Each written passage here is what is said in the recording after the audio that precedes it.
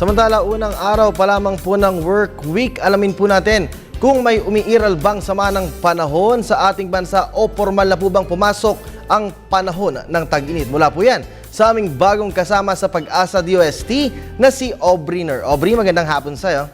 Magandang hapon, Kirby, at narito na ang latest sa ating panahon.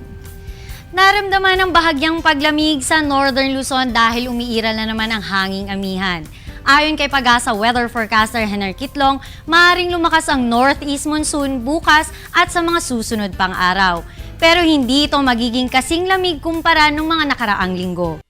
Ano din ang Pag-asa na hindi pa opisyal ang tag-init sa Pilipinas hanggat naapektuhan pa rin tayo ng hanging amihan.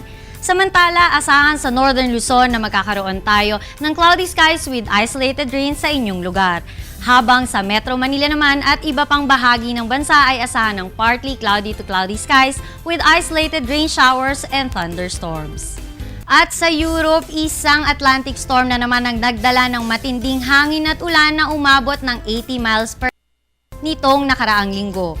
Kung ating babalikan, ang Western Europe ay makararanas ng matinding pag-ulan, high tides at malalakas na hangin simula pa noong Disyembre. Tinatayang isa ito sa pinakamatinding winter weather na ngayon lamang muling naranasan sa nasabing rehiyon.